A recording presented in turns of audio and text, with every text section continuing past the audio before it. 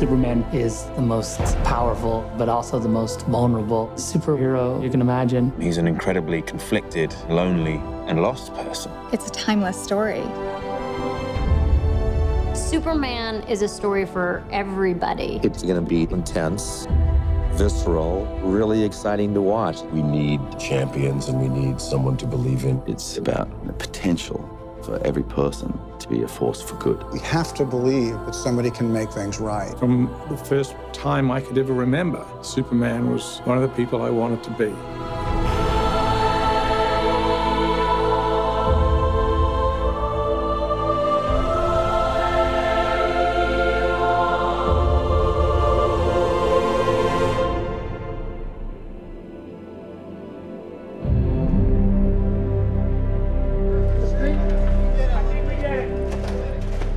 Chris Nolan was working with David Goyer on the story for The Dark Knight Rises. David started talking to him about this idea that he had about reimagining Superman. Our approach was not a comic book Superman. It was just to do a more realistic Superman, a Superman that exists in a real world. One more, just like that, right.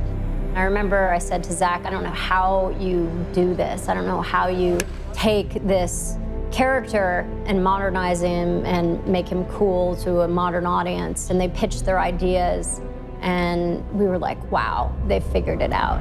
What Chris and David did was, let's let the audience participate in the experience of being Superman without breaking the things that make him Superman. They were able to sort of make him relatable, ground him, and make him feel real. Not bad.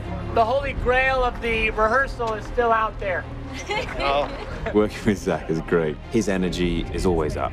As much as the hours are extremely long, Zach keeps stuff interesting. Zach is very detail-oriented. He never misses anything. He just has a really strong idea of the story, and he has a really strong idea of character. Zach knows exactly what he's looking for, and he knows when he has it, and that gives you a certain amount of confidence. You'll turn, and then you just press on. One really interesting thing with Zach, he's probably chosen the hardest possible way by making it, for the most part, a single camera.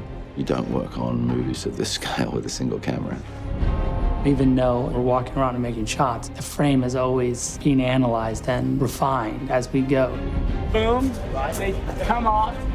He wanted to give the film this feeling that even though we're dealing with a superhero, this could be going on, or maybe it could happen tomorrow.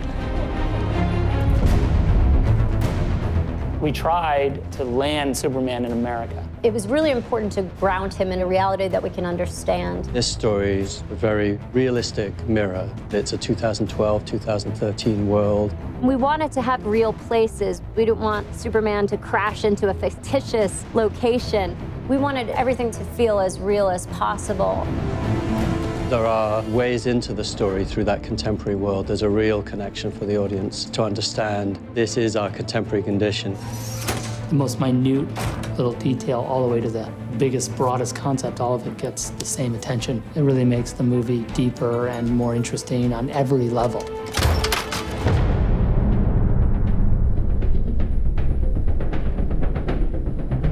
We're gonna make Superman. First thing you gotta figure out is, what's the suit gonna look like? The cape has to be there. If you look at the suit without the cape, you realize it's not Superman. But you know what? I think the underwear outside the pants is something that maybe can go. The reason why his underwear is on the outside of his pants, it's a leftover from Victorian era strongman. I probably looked at hundreds of versions with underwear. It fell by the boards because I couldn't make it consistent with the world that we were creating. It was really important for Zach for the suit to make sense. So it's not like, where did the suit come from? Did he hand make it? Did his mom make it? We had to create a world where that kind of outfit was commonplace and make that feel natural. It's kind of like chainmail to the knights of medieval times. When we go to Krypton, you can see the council members, the soldiers, they all have the same skin suit. Sometimes you'd see it with a cape, or sometimes armor would go on top of it.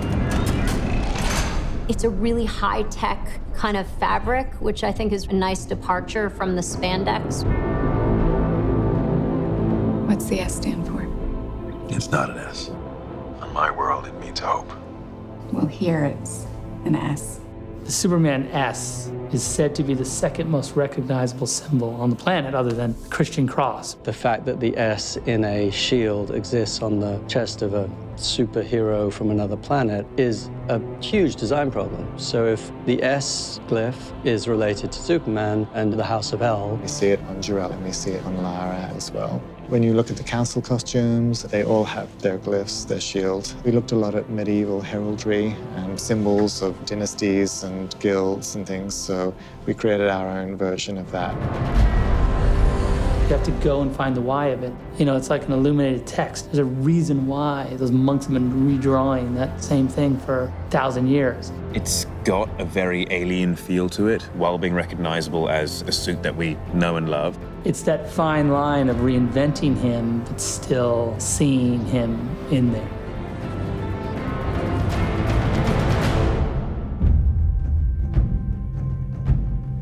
Clark is ultimately an outsider at all stages of his life. You see him have all these odd jobs. He's on a quest to find out who he is, where he came from. One of the unique things is that he's an alien. I have so many questions. Where do I come from? What world do I belong to? Is it this one or is it another? Do I have another father on another planet? Who am I? He's kind of lost in the world and doesn't really have a place. Starting the movie from that point of view allows the audience in because they share those same questions and insecurities about their places in the world. One of the things that's really important to Jor-El to try to communicate to his son is that these strengths that he has. It's a huge responsibility. His teachings are all about leading from the front, being a shining hope and example, and not hiding what it is that you are. He'll be an outcast. I'll kill him. How? He'll be a god to them. Instinctually, when something bad happens, he is able to react. And when he reacts like something nobody's ever seen before. Jonathan teaches a slightly more careful approach.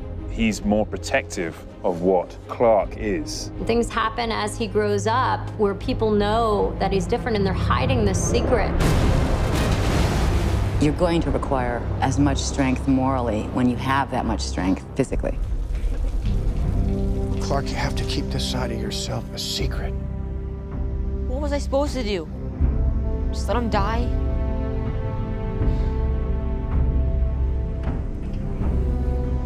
Maybe.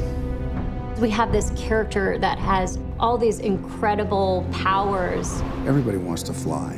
Who doesn't want to fly? Everybody has the same dream, the defiance of gravity and all that that symbolizes.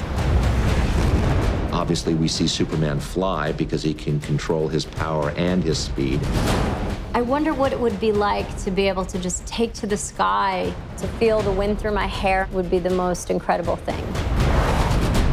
The super speed aspect of the fight makes them completely superhuman and beyond the scope of what is actually possible. We're going to see action in this film like we've never seen it before. Much more physical, much more high-powered. There was definitely a real conscious effort to support the idea that this is happening between Kryptonians.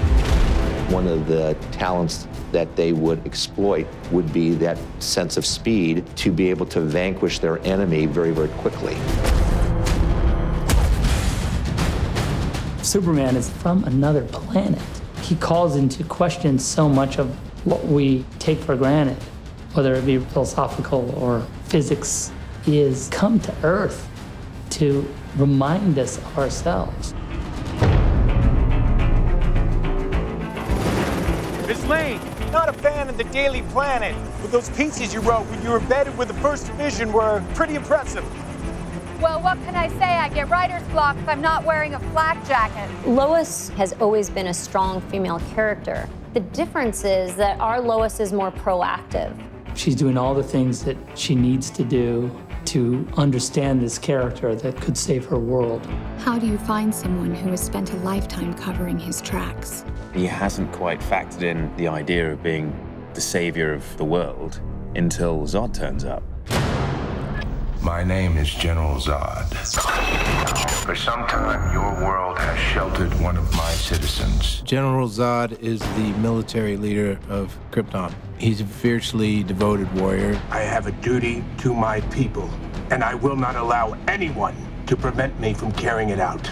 You are presented with a character that, from his point of view, is striving to do the right thing. To Kal-El, I say this.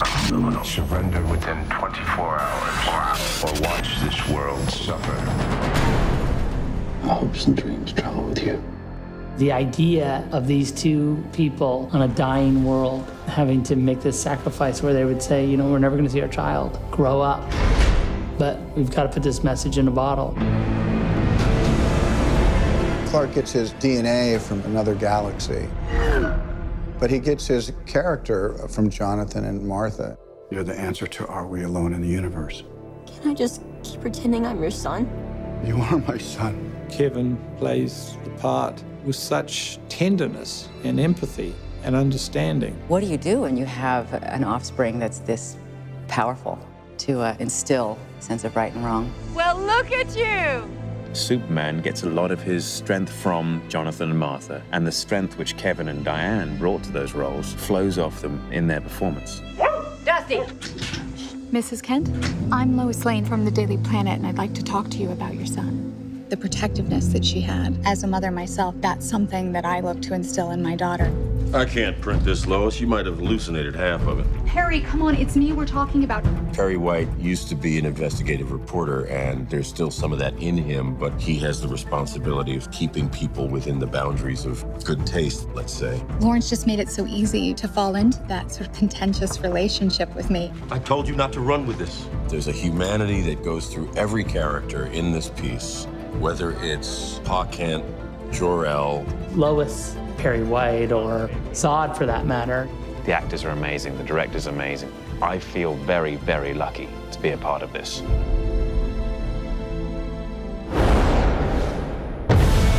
It's reinventing Superman. What'll really be modern about what we're doing is Zach's vision of it. This imagining has such a sense of humanity. It's a spectacular adventure. People are going to feel part of the movie. The scope and scale of the movie is epic. Every scene, every moment, you haven't seen that.